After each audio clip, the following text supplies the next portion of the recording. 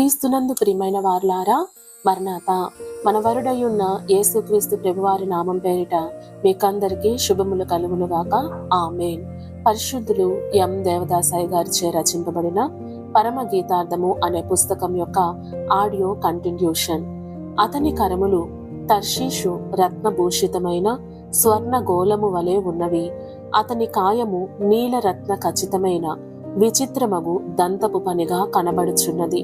పరమగీతము 5వ అధ్యాయము 14వ వచనం. ప్రార్థన. ప్రియ ప్రభువా, పౌలునకు నీ స్వరము వినిపించి నీ స్వరూపమునకు మార్చినట్లుగా మమ్మును కూడా నీ స్వరూపమునకు మార్చుటకు మాతో మాటలాడుమని పెండ్లి కుమారుడైన క్రీస్తు నామమున వేడుకొనుచున్నాము తండ్రి. ఆమేన్. అతని కరములు తర్షీషు రత్నభూషిత స్వర్ణ గోళముల వలె నున్నవి, అనగా ప్రభువు యొక్క చేతులు వెలగల రాయి పొదిగింపబడిన బంగారు ఉంగరము వలె ఉన్నవి. లోకంలో ఏ కవీశ్వరుడును ఇట్లు వర్ణించడు. ఈ పోలిక బాగుండలేదు. ఆయన చేతులు 1 బంగారము, 2 వెలగల రాయి కలది, 3 గుండ్రముగా నున్నది, ఉంగరమునకు పోల్చబడినది. ఇతర కవీశ్వరుడు పోల్చినట్లు పోల్చిన ఎడల ఇతరులతో సమానమైనదే గాని వేరు కాదు. ఇది విడ్డూరమైన పోలిక కనుక ఇది మహాధన్యకరమైన మాట. సొలొమోను గొప్ప జ్ఞాని కనుక ఇట్లు పోల్చుటలో గొప్ప అర్థమున్నదన్నమాట. మనము ప్రభువు చేతులను ఉంగరమునకు పోల్చకముందు అవి ఎట్లున్నవో మన అనుభవములో ఎరిగి ఉండవలయును, తరువాత పోల్చవలయును. ఆయన చేతులు గుండ్రముగా ఉండే ఒక వస్తువునకు వెలగల రాయికి పోల్చబడినవి. దీనిని బట్టి ఉంగరము దేనికో ఒకదానికి పోలిక అయి ఉండును. ఈ అనుభవము ఎప్పుడో ఒకప్పుడు రాకడకు ముందు సంగమునకు రావలయును. గుండ్రము. పెండ్లి కుమార్తె తయారైనప్పుడు ప్రభువు వచ్చి చేతులు చాచి సంగమును కౌగిలించుకొనును. సొలొమోను రాజు ఈ సంగతిని తన విశ్వాస నేత్రములతో చూచి జ్ఞాన నేత్రముతో గ్రహించి ఉన్నాడు. శుద్ధి అయిపోయిన సంగము యెహోవాను గూర్చిన జ్ఞానము సంపాదించుకొందుము. రండను వాక్యము చదివినందున జ్ఞానము వృద్ధియగును, వాక్యం నేర్చుకొన్నందున విశ్వాసం వృద్ధియగును. వీనిలో ఎక్కడైనను కలంకముంటే వాక్యము వల్ల శుద్ధి అయిపోవును. తప్పిపోయిన కుమారుని తండ్రి కౌగలించుకున్నట్లు మనలను ఆయన కౌగలించుకొనును. ఇది పాపస్థితి అందే. ఇదే పరమగీతంలో కనబడుచున్నది. తప్పిపోయిన కుమారుడు మారు మనస్సు పొందినప్పుడు విశ్వాసి అయినాడు, శుద్ధి అయినాడు. మత్తయి 11:28. బంగారము విలువగలది, మెరిసేది, అందరికీ ప్రియమైనది. బంగారము దాచుకొందరు కాని ఎక్కడ పడితే అక్కడ పడవేయరు. ఎవరు మారు మనసు పొందియున్నారో వారికే యేసు ప్రభువు యొక్క చేతులు గుండ్రముగా ఉన్నవను అనుభవము వచ్చును. బంగారము ఇది సమస్తమును గూర్చినది. ఆయన ఆకాశమునందు సూర్యచంద్ర నక్షత్రములను కలుగచేసెను. ఆయన చేసిన పని నా నిమిత్తమై. పని ముద్ద పాట ముద్ద అని సామెత కలదు. ఆయన పని బంగారము, ఆయన చేయి బంగారము. ఆయన చేతులు కుష్ఠరోగిని ముట్టెను. పేతురు అత్తను చేయి పట్టి లేవనెత్తెను, ఆశీర్వదించెను. విధవరాలి కుమారుని పాడి ముట్టెను. చిన్న పిల్లలను చేతులెత్తి ఆశీర్వదించెను. ఈ పనులన్నిటినీ చేసినప్పుడు ఆయన చేతులు బంగారము వలె ప్రకాశించెను. ప్రతి విశ్వాసి ఆయన చేతులను గూర్చి ఇట్లు సాక్ష్యమిచ్చును. యేసు ప్రభువు చేయు కార్యములు 2 విధములు. 1 దైవ కార్యము, 2 కృపా కార్యము. 1 సూర్యచంద్ర నక్షత్రములను కలుగ చేయుట దైవ కార్యము. ఆయన ఇక్కడ తండ్రిగా నుండును. 2 మనిషికి మారు మనసు, విశ్వాసము, జ్ఞానము, భక్తి మార్గంలో నడవగల శక్తినిచ్చుట. ఇది కృపా కార్యము. కృపా కార్యములో ఆయన రక్షకుడుగా ఉండును. ఆయన ఈ కార్యములను చేసినందున ఆయన చేతులు బంగారమని సంఘము ప్రభువును మెచ్చుకొనుచున్నది. సంఘము ప్రభువునకు ఏమి చేయవలెను? 1 సాక్ష్యమియ్యవలెను, 2 అనుభవమును పొందవలయును, 3 కృతజ్ఞత కలిగి ఉండవలయును, 3 వెలగల రాయి. తర్షీషు రత్నపు ఉంగరము స్వయముగా ప్రభువునకు కలదు. ఆ ఉంగరమును సంఘము స్వయముగా ప్రభువునకు పెట్టింది. ఉంగరము పరలోకంలోనిది, వెలగల రాయి భూలోకంలోనిది. భూలోకంలోనున్న రత్నములన్నిటిలో తర్షీషు రత్నము విలువైనది. తర్షీషు రత్నమనగా భూలోకంలోనిదని తెలియచున్నది.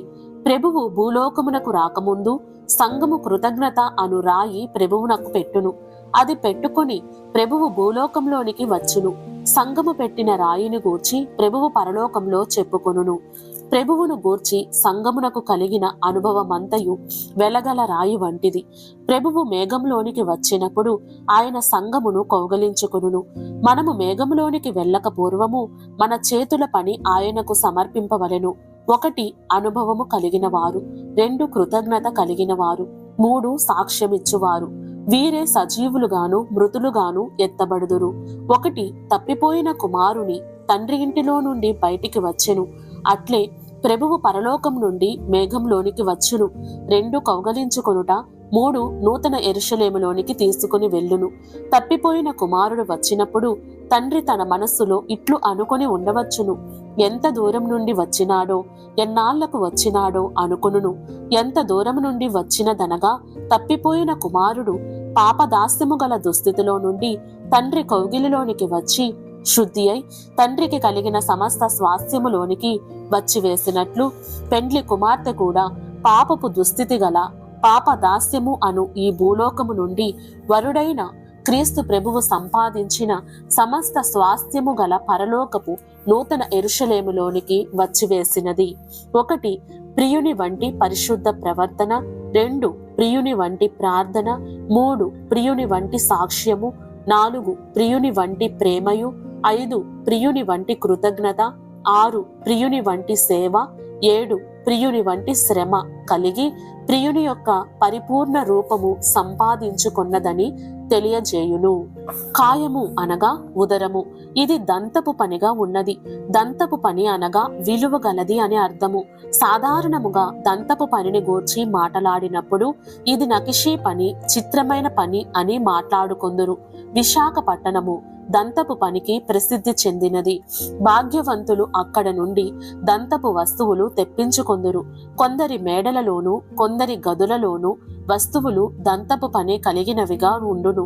అట్లే ప్రభువు యొక్క కాయము దంతమునకున్న లక్షణములు కలదని గ్రహించుకొనవలయును. కాయము అనగా ఇక్కడ ఉదరము అని అర్థము. అది అసలు భాషలో ఉదరమనే ఉన్నది. ఏదైనా ఒక జాలిగల సంగతి విన్నప్పుడు ఏమందుము? కడుపు తరుగుకొని పోయినది అని అందుము కదా. నిజముగా ఉదరమనేనా దీని అర్థము? హృదయమందు జాలి కలిగినప్పుడు శరీరమంతయు పులకించును. అందుచేతనే కాయమని చెప్పబడినది. ప్రేగులు తరుగుకొని పోయినవనగా జాలి కలిగినదని అర్థము. ప్రభువునకు సంఘం ఎడల జాలిగల హృదయమున్నదని వర్ణించుటకు కాయమని ఉపయోగింపబడినది. హృదయమనున్నది మనిషి యొక్క అంతర్భాగమున ఉన్న వాటిలో ముఖ్యమైనది. దానిని మనిషిలో నుండి తీసివేసిన ఎడల నేత్రముల వల్లను ఏమి ప్రయోజనము? హృదయమే ముఖ్యమైనది. హృదయమును బట్టియే తక్కిన భాగములకు విలువ కలదు. పైన ఉన్న భాగములకు నేత్రములు, ముఖబింబము, చేతులు, పెదవులు అను వాటి వర్ణన తరువాత వ్రాసిన భాగము హృదయమే. హృదయమను భాగంలో శరీరం యొక్క సమస్త భాగముల పని ఇమిడి ఉన్నది. ఇది సరిగా ఉన్న ఎడల అంతయు సరిగా ఉండును. దీనిని బట్టి అన్ని భాగములకు విలువ కలదు. పైకి కనబడు శరీరమును గూర్చి మనము మాట్లాడునప్పుడు అన్ని భాగములకు ఉపమానములుగా ఉన్న అంతరార్థములకు వెళ్ళినదే కదా. కన్ను అనగా కన్ను కాదు, చెయ్యి అనగా చెయ్యి కాదు అని మాట్లాడుకున్నాము కదా. ఒక అర్థంలో అంతర్భాగము, ఇది మరి ఒక అర్థంలో ఉపమానము అని వాక్యమును బట్టి గ్రహించుకొనవలెను. దీనంతటికి క్లుప్త వివరం ఏమనగా, సంఘము ఎడల ప్రభువునకు గల జాలి గట్టిది, అనగా మారనిది, విలువైనది, అనగా మెచ్చుకొనదగినది. ఎందుకా ఇంత జాలి అని అనుకొనదగినది. నీలరత్న ఖచ్చితమైనది అనగా ఒక చోట దాగియుండనిది, ప్రకాశించునది, అందరికీ కనబడునది, మరియు ఎల్లప్పుడూ ఒకే చోట ఉండునది. అనగా మాటలలో జాలిగాను, చూపులలో దయారసము కలదిగాను, చేతులలో దీవెన గలదిగా ఉండి హృదయములో మాత్రము కఠినముగా ఉండునదని అర్థము. ఒక్కొక్క స్థలములో ఒక్కొక్క రీతిగా ఉండునదని అర్థము గదా. జాలి అనునది పెదవుల మీదనే గాని హృదయములో చెకుముకి రాతి వలె ఉండకూడదు. నీలము అనునది హృదయములో ఒక విధముగాను మాటలలో ఇంకొక విధముగాను ప్రకాశించున్నది కాదు. ప్రభువు యొక్క జాలి ఇట్లున్నది. ఈ వాక్యంలో మనము ప్రేమను జ్ఞాపకం చేసుకొనుటలేదు, జాలిని జ్ఞాపకము చేయుచున్నాము. ప్రభువు ఆలస్యం చేయుచున్నారు, నేను ఇంకెన్నాళ్ళు కనిపెట్టవలను అని సంఘము అనుకొనుచున్నందువల్ల ప్రభువు జాలిపడుచున్నారు. అందుచేతనే ఆయన కాయము జాలి కలది అనుకొనుచున్నాము. దూరమును బట్టియు ఆలస్యమును బట్టియు జాలిపడవలసిన విధి గలదు. ఈ వచనమునందు హృదయమను అర్థమును భావించుకొనవలయును. దంతపు పని అనగా దంతముతో కప్పబడినది అనగా ఒక వస్తువు లోపల అమరియున్నప్పుడు పైకప్పు దంతపు పనిగా ఉన్నది, కదలనిది, పాడు చేయబడినది, కాపుదలలో ఉన్నది అని అర్థము. బెదరని నిత్యమగు లక్షణములకు ముంగుర్తుగా ఉన్నది. ప్రార్థన. మహిమ రూపుడవైన ప్రభువా, నీ వలనే జీవించుటకును, నీ వలనే బోధించుటకును, నీ వలనే ప్రార్థించి స్తుతించుటకును, నీ వలనే ప్రేమించుటకును, నీ వలనే క్షమించుటకును, నీ వలనే సహించుటకును, నీ వలనే జయించుటకు, నీ వలనే దీవించుటకును, నీ వలనే కృతజ్ఞత కలిగి ఉండుటకును మమ్ములను సిద్ధపరచుమని దీన స్వరూపుడవైన క్రీస్తు నామమున వేడుకొనుచున్నాము తండ్రి. ఆమేన్. మరణాత.